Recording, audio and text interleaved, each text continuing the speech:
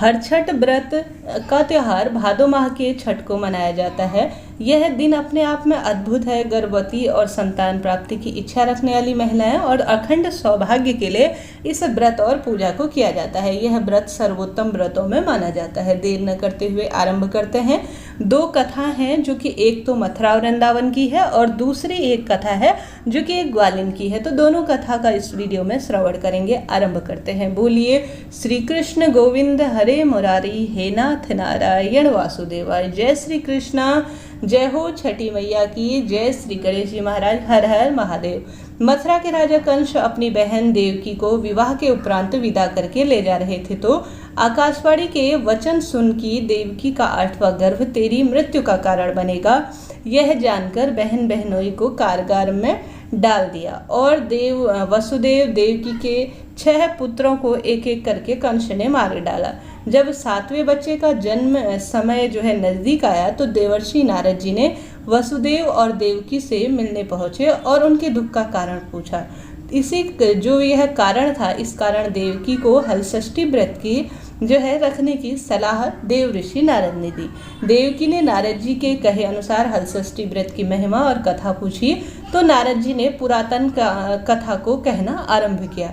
कथा इस प्रकार से कहते हुए वह कहते हैं, चंद्रव्रत नाम का एक राजा हुआ, जिनको एक ही पुत्र था। राजा ने राहगीरों के लिए एक तालाब खुदवाया, किंतु उसमें जल न पूर्ण रूप से सूख गया था। राहगीर खुद रास्ते से गुजरते और सूखे तालाब को देखकर राजा को गाली देते।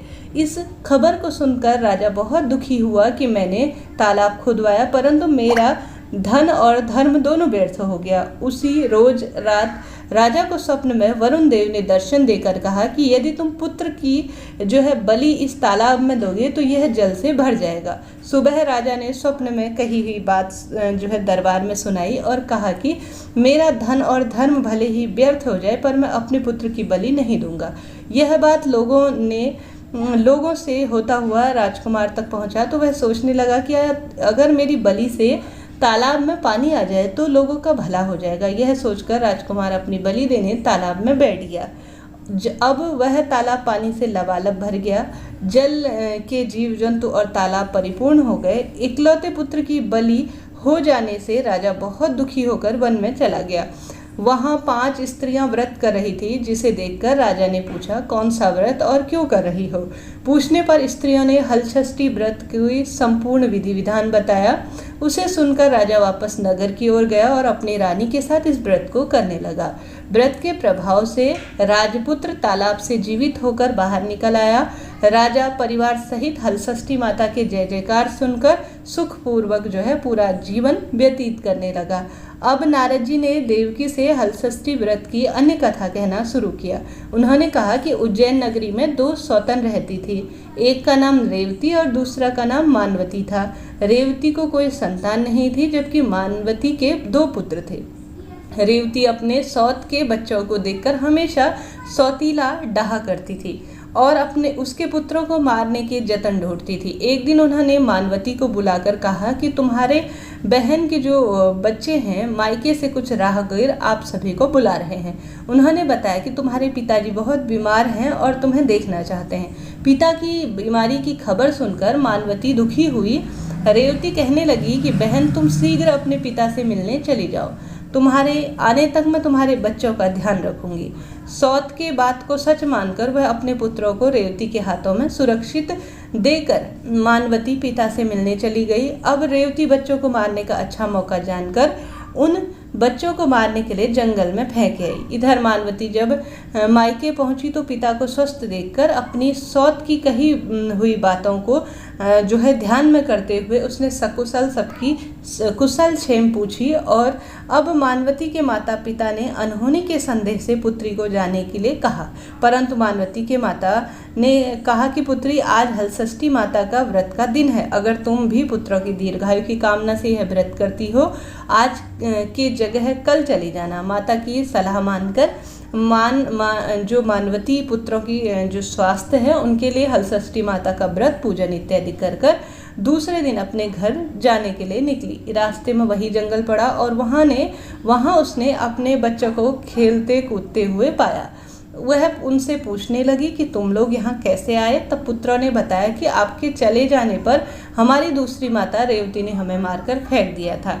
तभी एक दूसरी स्त्री ने हमें फिर से जंगल में ले जाकर जिंदा किया। अब मानवती को समझती देर नहीं लगी कि यह सब हलषष्ठी माता की कृपा से हुआ है और माता की जय जयकार करती हुई वह घर आई। नगर में मानवती के पुत्रों को पुनः जीवित देख और हलषष्ठी माता की महिमा जानकर सभी स्त्रियां बहुत प्रेम पूर्वक हलषष्ठी व्रत करने लगे। नारद जी ने देवकी से हलषष्ठी व्रत की कथा कहना प्रारंभ किया और एक कथा सुनाई। वह कहते हैं कि दक्षिण में एक सुंदर नगर है। वहाँ एक बनिया अपनी भार्या के साथ रहता था। दोनों पति पत्नी स्वभाव से बहुत अच्छे संस्कारी थे। बनिया की पत्नी गर्भवती होकर संतान को जन्म देती थी, किंतु दुर्भाग्य से उसके संतान समय से पहले ही मृत्यु को प्राप्त हो जाते थे। इस प्रकार एक एक करके बनिया की पत्नी के 6 संतान हुई और सभी मृत्यु को प्राप्त हो गई। इस कारण दोनों पति पत्नी बहुत दुखी होकर मरने के उद्देश्य से घर से वन की ओर निकल पड़े। वहाँ जंगल में एक साधु से भेंट हुई तो उन्होंने साधु से अपनी व्यथा कही। साधु ने ध्यान लगाकर देखा, कहा बनिया की संतान कहाँ है। साधु ध्यान में यम, कुबेर, इंद्रलोक, वरुण लोक इत्यादि में ढूंढा, परंतु बनिए की संतान नहीं दिखी। तो साधु ब्रह्मालोक में गए। वहाँ साधु ने बनिए की सारे संतान को देखा तो उन्हें अपने माता पिता के से लौट जाने का आग्रह किया। बच्चों ने वापस लौटने से मना करते हुए कहा कि मुनिवर, इसमें पूर्व हम कई बार जन्म ले चुके हैं। हम किस किस माता को याद रखकर उनके पास चले जाएं, जरा हमें बताएं। हम जन्म मृत्यु के गर्भ के चक्कर से अब मुक्त हैं, अब हम नहीं जाना चाहते। तब साधु ने बनिया को दीर्घजीवी संतान प्राप्ति का उपाय पूछा। उन आत्माओं ने कहा कि यदि बनिया और उसकी पत्नी माता हलषष्ठी का व्रत पूजन करे, कथा का श्रवण करे, अपने पुत्र के व्रतों उपरांत जल से भीगा कपड़ा पोता लगाया हुआ, वह बालक दीर्घजीवी होगा। उन आत्माओं से इस प्रकार सुन साधु ध्यान में वापस आकर बनिए से हलषष्ठी व्रत कथा नियम आदि को बतलाए। साधु ने इस विधि विधान को सुनकर दोनों पति पत्नी घर गए और समय के उपरांत जब हलषष्ठी का व्रत आया तो उन्होंने व्रत रखा और संतान प्राप्ति का वरदान मांगा। माता हलषष्ठी की कृपा से अब बनिए की पत्नी गर्भवती हुई और एक सुंदर संतान को जन्म दिया। अगली बार जब व्रत हुआ तो उन्होंने साधु के बताए अनुसार पुत्र को पोता मांगा और माता की कृपा से अब उन्हें संतान की लंबी उम्र हुई और पुत्र पौत्र का भी आशीर्वाद मिला। बनिए का पूरा परिवार राजी खुशी जीवन जीने लगा। एक बार युधिष्ठिर ने भगवान श्री कृष्ण से अत्यंत शोक तृप्त भावना से कहा, हे देवकी नंदन, सुभद्रा अपने पुत्र अभिमन्यु के मरणोपरांत शोक तृप्त है। वह अभिमन्यु की भार्या उत्तरा के गर्भ की संतान भी ब्रह्मास्त्र के तेज से मृत्यु को प्राप्त हो गई, क्योंकि दुष्ट अश्वत्थामा के गर्भ को निस्तेज कर दिया। द्रौपदी भी अपने 5 पुत्रों के मारे जाने से अति दुखी है, अतः इस महादुख के उत्थान का कोई उपाय बताओ। तब श्री कृष्ण ने कहा, हे राजन, यदि उत्तरा मेरे बताए इस अपूर्व अबूझ व्रत को करे तो उसके गर्भ में निस्तेज शिशु पुनः जीवित हो जाएगा और वह व्रत भाद्रपद की कृष्ण पक्ष की षष्ठी पर किया जाता है। भगवान शिव, पार्वती, गणेश जी और कार्तिकेय जी और साथ ही विधि विधान से सभी देवी देवताओं का पूजन करें, विधान करें और पुत्र पौत्र की अल्पायु और शोक से मुक्ति के लिए आप प्रार्थना करें। इस व्रत के संदर्भ में श्री कृष्ण ने राजा युधिष्ठिर को कथा बतलाते हुए कहा, पूर्व काल में सुभद्र नाम का एक राजा था, जिनकी रानी का नाम सुवर्णा था। राजा रानी को एक हस्ती नामक पुत्र था। एक बार राजपुत्र हस्ती धायमा के साथ गंगा जी में नहाने गया था। बाल स्वभाव वश हस्ती जल में खेलता कूदता चला गया। वहाँ एक ग्रास ने उसे खींच के जल के अंदर ले लिया। इसकी सूचना पाकर धायमा जाकर रानी सुवर्णा के पास यह सारी बात बताई। इस पर रानी ने क्रोधवश धाय के पुत्र को धड़कते हुए आग में डाल दिया। पुत्र शोक में व्याकुल धायमा निर्जल वन को चली गई और वन में एक सुनसान नदी के पास रहने लगी। वन में सूखा तृप्त धान्य, महुआ आदि जो मिलता खाती और मंदिर में विराजित शिव, पार्वती, गणेश जी का पूजन करते हुए दिन बिताने लगी। इधर उधर जब एक अद्भुत घटना घटित हुई कि धाइमा का पुत्र आग की भट्टी से अचानक से वापस आया और खेलने लगा। यह पूरी खबर पूरे नगर में फैल गई। राजा रानी के पास पहुंची तो उन्होंने इस घटना के विषय में पुरोहित जी से पूछा। तभी सौभाग्य से वहां दुर्वासा ऋषि आए।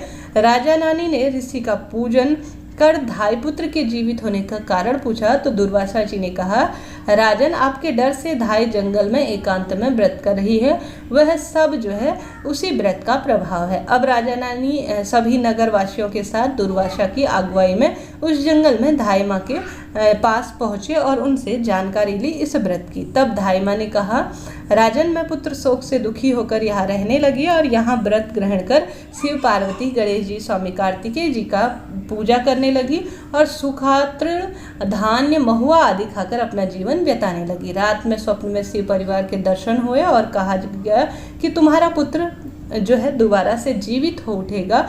अब रानी भी पुत्र की जो है प्राप्ति के लिए विधि विधान से जो करना चाह रही थी और दुर्वासा जी से हलषष्ठी व्रत की संपूर्ण विधि विधान बतलाने का आग्रह किया। राजा रानी ने हलषष्ठी व्रत की महिमा जानकर व्रत को किया। व्रत की प्रथाओं से राजपुत्र हस्ती ग्रास के चुंगल से छूटकर बाहर खेलते हुए नगर की ओर आ गया। अपने पुत्र को प्राप्त कर उन्होंने बहुत राजी खुशी जीवन व्यतीत करते हुए धाई के पुत्र के साथ प्रसन्न होकर सभी निवास करने लगे। वही बालक हस्ती आगे चलकर परम प्रतापी हुआ और अपने नाम से हस्तिनापुर जो है राज्य के जो है निवास में करने लगा और हस्तिनापुर को पूर्ण रूप से बसाया। इस प्रकार भगवान श्री कृष्ण ने युधिष्ठिर से हलषष्ठी व्रत की महिमा का ज्ञान देते हुए कहा कि हलषष्ठी व्रत कथा पहले नारद जी से सुनी। मेरी देवकी माता ने भी इस व्रत को किया, जिसके प्रभाव से उनके आने वाली संतान की रक्षा हुई। अब भगवान श्री कृष्ण से सुन युधिष्ठिर ने इस व्रत को उत्तरा द्वारा करवाया। व्रत के प्रभाव से उत्तरा का अश्वत्थामा द्वारा नष्ट किया हुआ गर्भ पुनः जीवित हो उठा और प्रसव पश्चात एक सुंदर बालक का जन्म हुआ, जो कालांतर में राजा परीक्षित के नाम से प्रसिद्ध हुआ। बोलिए हलषष्ठी मैया की जय। अब जानते हैं एक हलषष्ठी व्रत की दूसरी कथा। दूसरी कथा भी बहुत सुंदर है। एक गर्भिणी ग्वालिन थी जिसके साथ उसका प्रसव बहुत समय नज़दीक आ रहा था। प्रसव नज़दीक होने के कारण एक दिन ग्वालिन पीड़ा से गुजर रही थी। तब उसका ध्यान दूध दही बेचने पर गया था, इसलिए उसने यह मन में सोचा कि कहीं दूध दही खराब नहीं हो जाए, यह बिकेगा नहीं। तो इस कारण ग्वालिन प्रसव पीड़ा से गुजरने के बावजूद अपना दूध दही बेचने निकल जाती है। दूध दही बेचने जाते हुए रास्ते में अत्यधिक प्रसव पीड़ा ग्वालिन को हुई और उसने झरबेरी की ओट का सहारा लेकर ग्वालिन ने एक शिशु को जन्म दिया। इस बच्चे को ग्वालिन झरबेरी के पेड़ के पास छोड़कर अपना दूध दही बेचने निकल गई। लेकिन संयोग से उस दिन ग्वालिन ने शिशु को जन्म दिया। उसी दिन हलषष्ठी अर्थात हरछठ व्रत भी था।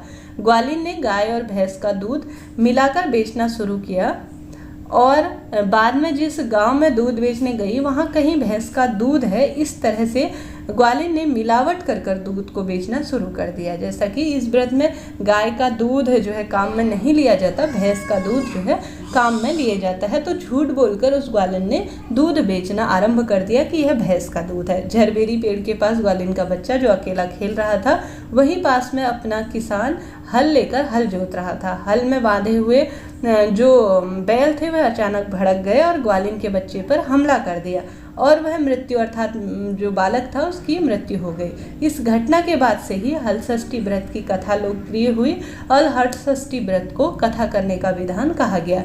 और साथ ही जब यह बात समस्त गांव को पता चली कि यह जो है गाय जो भैंस का दूध ना होकर गाय का दूध है, तो उस ग्वालिन को इस बात पर बहुत संदेह हुआ कि जब उसने देखा कि उसकी संतान की मृत्यु हो गई है, तो उसने सभी से क्षमा याचना की और सभी से कहा कि मेरे लिए प्रार्थना करें हलषष्ठी मैया से। मुझसे जाने अनजाने अपने संतान और सभी कार्य की सिद्धि के लिए मैंने आपका व्रत तोड़ा है और झूठ बोलकर आपको जो है दूध वितरित किया है।